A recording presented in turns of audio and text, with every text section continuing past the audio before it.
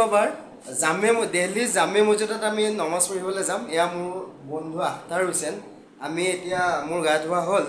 আমি যিহেতু এটা ৰুমতে আছোঁ, এতিয়া আখতাৰ হুছেইনে গা ধুই আমি একেলগে দিল্লীৰ জামে মছজিদত যাম। আমি পাহাৰগঞ্জত আছোঁ এতিয়া বৰ্তমান, ইয়াৰ পৰা 7 কিলোমিটাৰমান হ'ব। আকৌ তাৰ পৰিৱেশ আপোনালোকক দেখুৱাম। কি কয় বন্ধু? হয়, আমি জামে মছজিদত যাব ওলাইছোঁ। খাজুপুৰা গা ধুব ওলাইছোঁ আৰু 7 কিলোমিটাৰ নহয়, আচলতে চোৱা নাই চাগে, 2.5 কিলোমিটাৰ হয়। 10 মিনিট লাগে খোজকাঢ়ি গ'লে ইয়াৰ পৰা, আৰু ই ৰিক্সাত গ'লে আপোনাৰ 7 মিনিট 6 মিনিট মানত আহি যাম। তাৰপিছত একেলগে ভিডিঅ' কৰিম। খুব ধুনীয়া এনজয় হ'ব।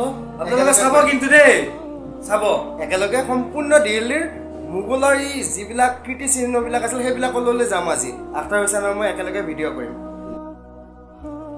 এইটো দিল্লীৰ বিখ্যাত জামে মছজিদ, আৰু ইয়াত আজি জুম্মা নামাজত অংশগ্ৰহণ কৰিবলৈ আহিছোঁ।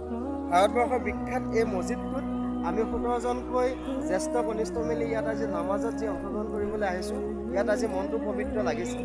ইয়াত এইটো অজু কৰা ঠাই, মছজিদৰ বাউণ্ডেৰীৰ ভিতৰতে এইটো পুখুৰী সদৃশ। ইয়াত সকলোৱে অজু কৰিছে, আহিছে গৈছে। ধুনীয়া এক ইয়াত নিদৰ্শন সকলোৰে মিলা প্ৰীতি, আৰু চাৰিওকাষে ছিকিউৰিটিৰ বেলেগ বিশেষ ব্যৱস্থা আছে।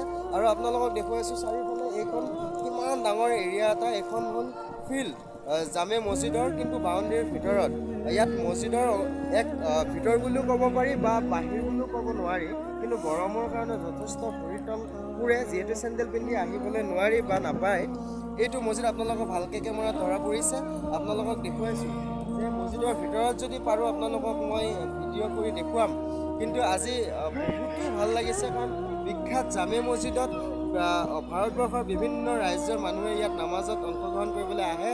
আৰু আমাৰ আজি সুবিধা হ'ল, আৰু আজি আমি বহুতো সুখী অনুভৱ কৰিছোঁ, কাৰণ আমি শুকুৰবাৰৰ দিনটোত ইয়াত জুম্মা নামাজত অংশগ্ৰহণ কৰিবলৈ ইয়াত সুবিধা পাইছোঁ। এয়া মোৰ লগত আছে এয়া মোৰ দাদা জাকিৰ হুছেইন, আৰু সেইফালে আছে এয়া মইদুল হক। আমি একেলগে 17জনৰ ভিতৰত আমি 3জন একেলগে আছোঁ। আৰু আপোনালোকক দেখুৱাম মই ভিতৰখিনি, আপোনালোকে চাই যাব ভিতৰখিনি অকণমান। তথাপি মই হেৰি কৰি দেখুৱাইছোঁ, আপোনালোকে চাওক, মই একো নকওঁ, ভিডিঅ'টো আপোনালোকে চাওক। এয়া মছজিদৰ ভিতৰত আমাৰ লগৰ গোটেইকেইজন, হাফিজুল, ইস্তি, মইদুল আৰু তহিদ দা। আমি মছজিদৰ ভিতৰলৈ যাম এতিয়া। এইখিনি ভিতৰ বুলিও ক'ব নোৱাৰি বা বাহিৰ বুলিও ক'ব নোৱাৰি। বহুত সুখী অনুভৱ কৰিছোঁ। ইস্তি কেনেকুৱা লাগিছে জামে মছজিদত নামাজ আজি পঢ়িবলৈ পাম? আৰু আমাৰ এনজয় সভাপতি হিচাপে কেনেকুৱা লাগিছে একেলগে আহি আজি জামে মছজিদত? একেলগে আহি খুব ভাল লাগিছে, কাৰণ এনেকুৱা দিন এটা আৰু পাম নাপাম, আমি সেইটো গম নাপাম।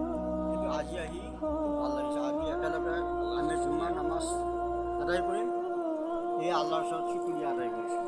আৰু আটাইতকৈ ডাঙৰ কথা এয়া হাফিজুল, আমি একেলগে হাফিজুল কোৱা কিবা এটা কোৱা। আজি কেৱল আপোনালোকক মই জামে মছজিদৰ ভিডিঅ'য়ে দেখুৱাম, আপোনালোকে চাব নিশ্চয়।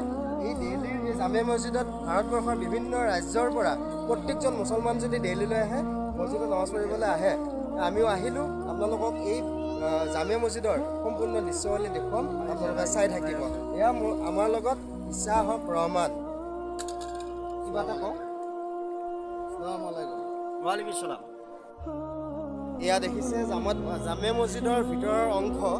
দুয়োকাষে জামা মছজিদত নামাজ পঢ়িবৰ বাবে ঠাই আছে। বিশেষ মছজিদ হিচাপে ইমান ডাঙৰ আচৰিত। আৰু ইয়াত আটাইতকৈ ডাঙৰ কথা, ইয়াত মহিলাখিনিয়েও ইয়াত জামে মছজিদত আহিব পাৰে।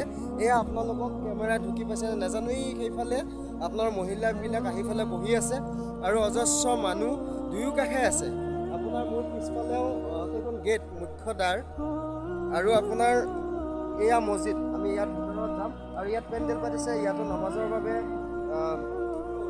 হেৰি পাৰি দিছে, আৰু ইয়াত অজুৰ বাবে বিশেষ ব্যৱস্থা আপোনালোকক দেখুৱাই আছোঁ মই। ইয়াত অজুৰ কাৰণে সকলো মানুহে ইয়াত অজু কৰে, পুখুৰী সদৃশ ইয়াত সকলোৱে অজু কৰে, আৰু মহিলাখিনিও আহিছে চাৰিওকাষে মছজিদৰ চাৰিওকাষে।